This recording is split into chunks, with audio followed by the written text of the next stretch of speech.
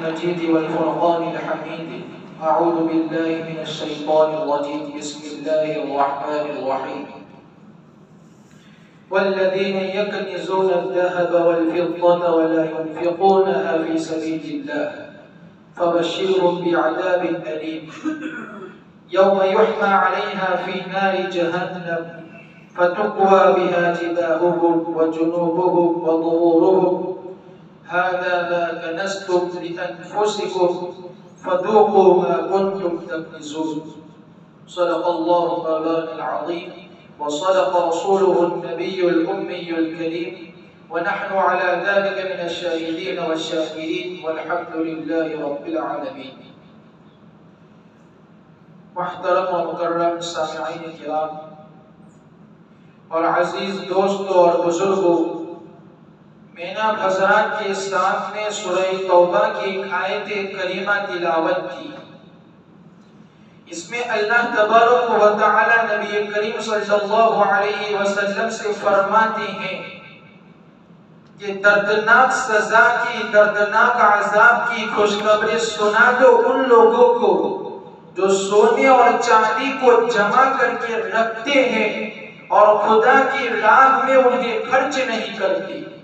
ایک دن آئے گا کہ یہی مال و دولت اور اسی سونے چاندی پر جہنم کی آگ دہکائی جائے گی اور اسی کے ذریعے سے ان لوگوں کی پیشانیوں کو اور ان کے پہلوؤں کو اور ان کی پیٹھوں کو داغا جائے گا اور ان سے کہا جائے گا کہ یہی وہ خزانہ ہے جس کو تم نے اپنے لیے جمع کر رکھا تھا، لو اب اپنی سمیٹی ہوئی دولت کا مزہ چکھو۔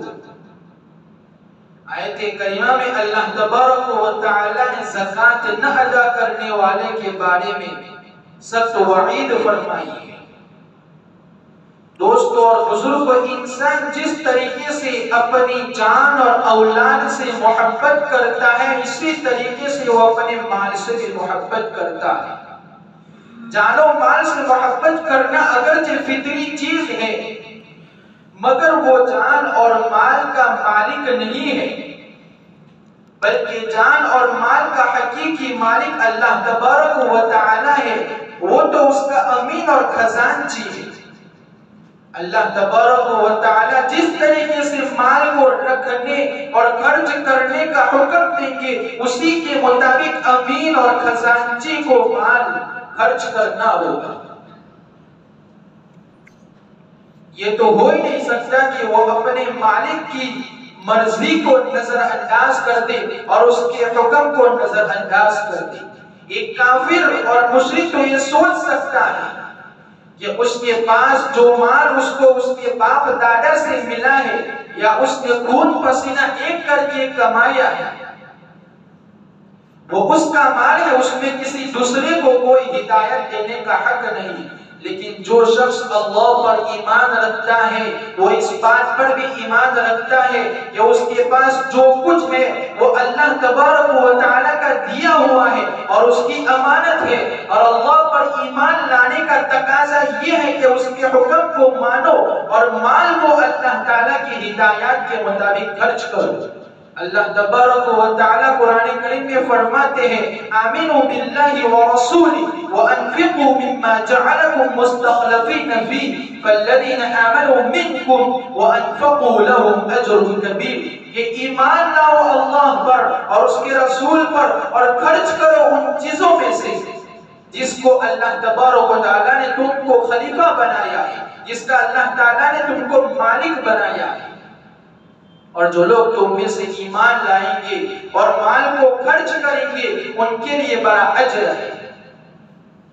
جو لوگ مال و دولت پر سانپ بن کر بیٹھ جاتے ہیں اور خدا کی راہ میں اللہ کے اس کے نادر بندوں پر اور اس کے محتاج مسکین غریب بندوں پر خرچ نہیں کرتے، کل قیامت کے دن یہی مال ان کے لیے عذاب بنے گا اور اسی مال کے ذریعے سے جہنم کی آگ سے انہیں داغا جائے گا۔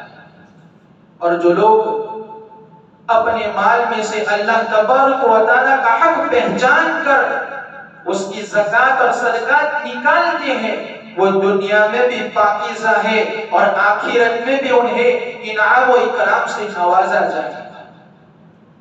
دوستو اور بزرگوں، اللہ تبارک و تعالی نے انسانوں کے گناہوں کو دھونے کا ذریعہ صدقے کو بنایا ہے۔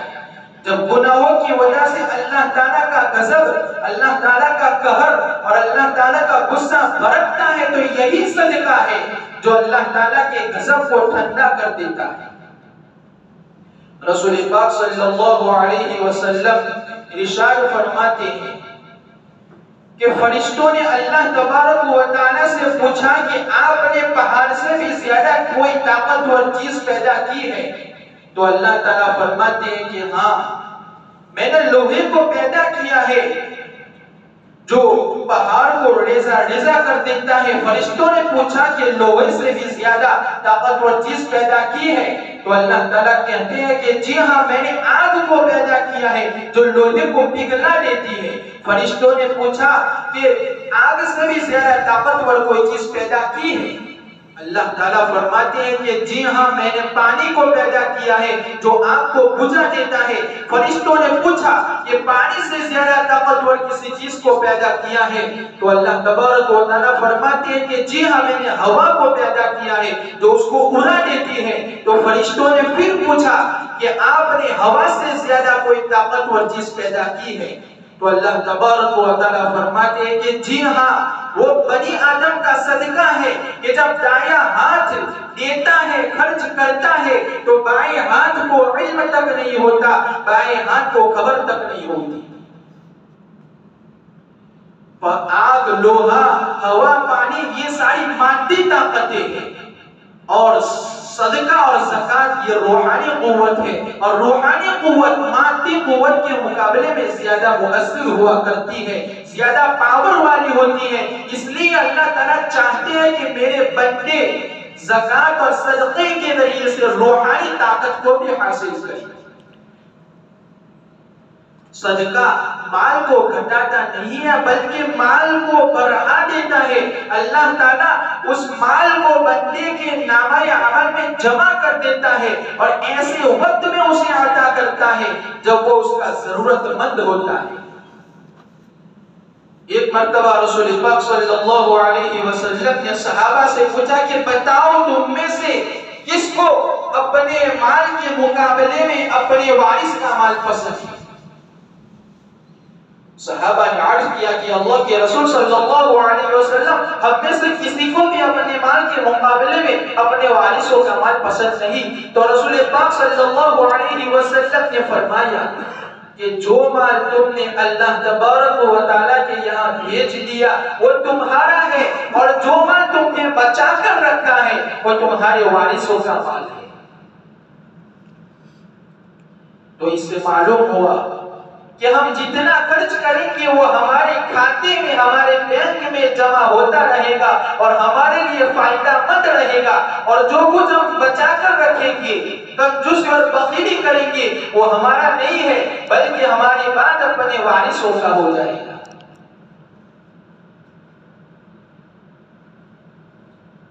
اللہ تبارک و تعالیٰ کی رضا کے لیے جو بھی صدقہ کیا جائے اس کی کوئی مقدار متعین نہیں ہے، بلکہ جہاں کہیں کوئی ضرورت مند نظر آ جائے اس پر خرچ کر دیا جائے۔ اگر اللہ کی راہ میں خرچ کرنے کی ضرورت پیش آئے تو اپنی قدرت کے مطابق اللہ کی راہ میں خرچ کرے۔ اس کے لیے نہ صاحب نصاب ہونا ضروری ہے، نہ اس کی کوئی مقدار متعین ہے، اور نہ اس پر سال کا گزرنا ضروری ہے۔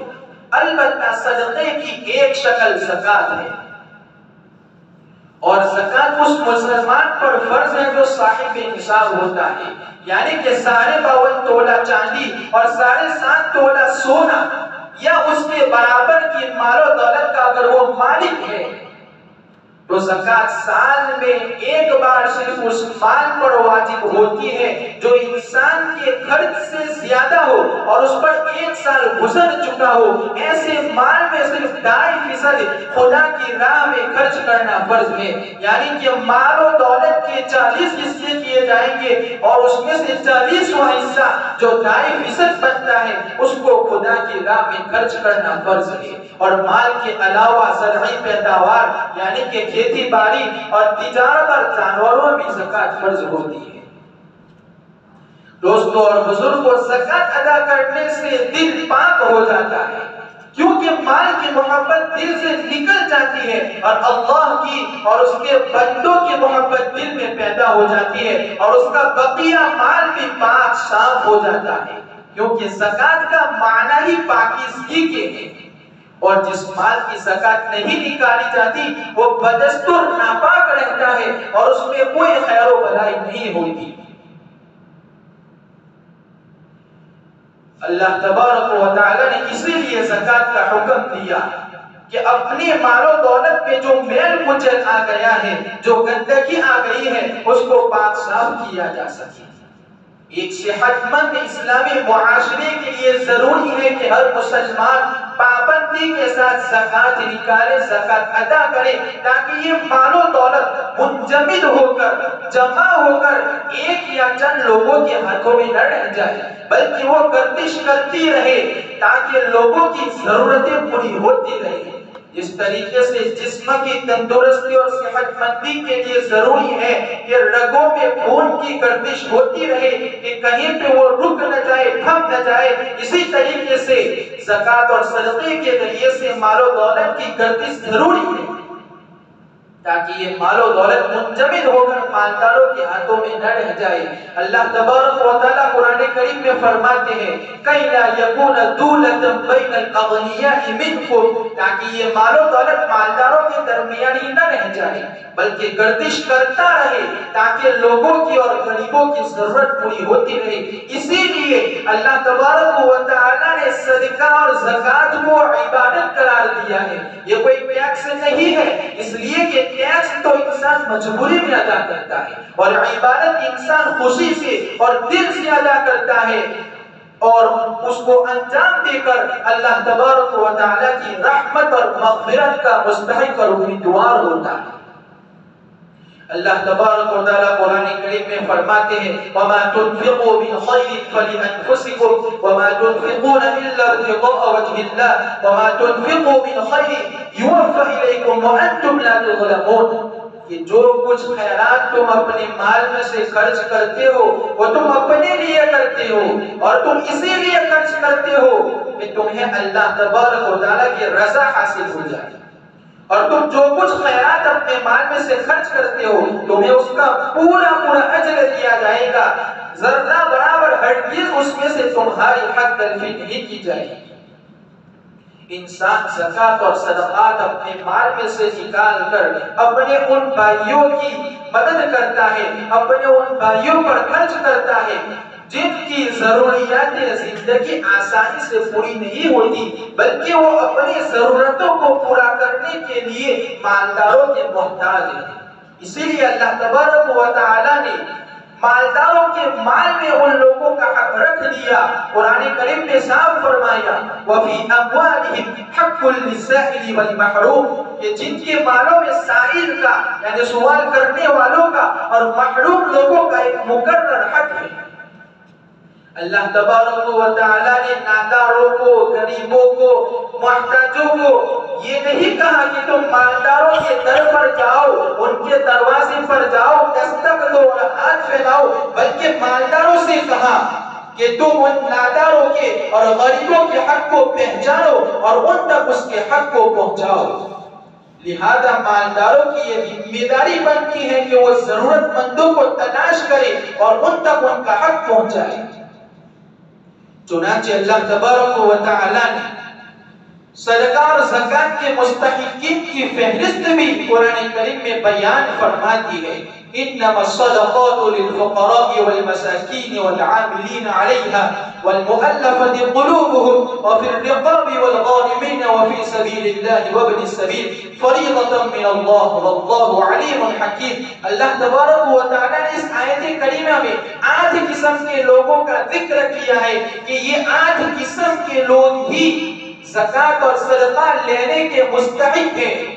آج کل ہمارے زمانے میں مالدار لوگ جو بھیک مانگنے کے لیے نکل کھڑے ہوتے ہیں اور اس کو اپنا دھندا اور پیشہ بنا لیتے ہیں اور نہ جانے کیسے کیسے طریقے اختیار کرتے ہیں. اسی طریقے سے جو صحت مند لوگ اور مضبوط لوگ ہیں وہ محنت مزدوری کرنے کے بجائے دستے سوال دراز کرتے ہیں اور بھیک مانگتے پھرتے ہیں. ایسے لوگوں کے بارے میں رسول پاک صلی اللہ علیہ وسلم نے فرمایا لا تحل الصدقہ لغنی ولا لذی مرۃ سبی، کہ صدقہ اور زکات مالدار آدمی کے لیے اور طاقتور اور مضبوط آدمی کے لیے حلال نہیں ہے، جائز نہیں ہے. اس لیے ہم جب زکات ادا کریں تو ہمیں احتیاط برتنا چاہیے کہ ہم جو زکات ادا کر رہے ہیں وہ زکات ادا بھی ہو رہی ہے یا نہیں، وہ زکات صحیح جگہ پر درست جگہ پر جا بھی رہی ہے یا نہیں، اس میں ہمیں احتیاط برتنا چاہیے. یہ تو سکے کا ایک رخ تھا. سکے کا دوسرا رخ جس میں ہم بہت غفلت برتتے ہیں، جس کی طرف ہمیں توجہ دینے کی ضرورت ہے، وہ یہ ہے کہ بہت سے لوگ نادار اور مسکین اور ضرورت مند ہوتے ہیں، محتاج ہوتے ہیں، لیکن وہ شرم و حیا اور ایمانی غیرت کی وجہ سے ہاتھ نہیں پھیلاتے. ایسے لوگوں کو تلاش کر کے زکات ادا کرنا یہ سب سے بڑی نیکی ہے. اور یہ اسی وقت ہو سکتا ہے جب کہ مسلمان اپنے محلے کی اور اپنے شہر کے لوگوں کی خبر گیری رکھتا ہو کہ ہمارے شہر میں اور ہمارے محلے میں کون ایسے لوگ ہیں جو ضرورت مند ہے، جو تنگ دست ہے، جو غریب ہے، لیکن شرم و حیا کی وجہ سے وہ ہاتھ نہیں پھیلاتے اور فقر و فاقہ میں مبتلا ہے. ایسے لوگوں کو تلاش کر کر ان تک ان کے حق کو پہنچانا یہ سب سے بڑی نیکی ہے. تب جا کر ہماری زکات صحیح جگہ پر پہنچ سکتی ہے.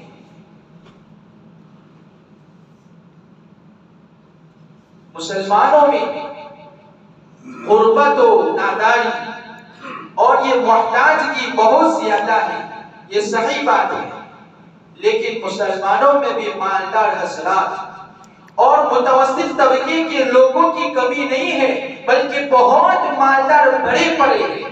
اگر ہر صاحب نصاب مسلمان پابندی کے ساتھ زکات ادا کرے اور اجتماعی نظام قائم ہو جائے تو صرف محلے کے ضرورت مندوں کی ضرورت پوری نہیں ہوگی، بلکہ مدارس، یتیم خانے، راحت رسانی کے کام اور مریضوں اور ہسپتالوں میں اور مصیبت زدہ لوگوں کی بھی شرعی ہدایت کے مطابق امداد ہو سکتی ہے، ان کا تعاون کیا جا سکتا ہے، ان کی مدد کی جا سکتی ہے. اور اس طریقے سے ہمارے معاشرے سے اور ہمارے سماج سے بھیک مانگنے والوں کی تعداد میں بھی کمی آ سکتی ہے. اللہ تبارک و تعالیٰ سے دعا ہے کہ اللہ تبارک و تعالیٰ ہمیں زکات صحیح جگہ پر اور صحیح نیت کے ساتھ ادا کرنے کی توفیق عطا فرمائے. آمین. وآخر دعوانا الحمدللہ رب العالمین.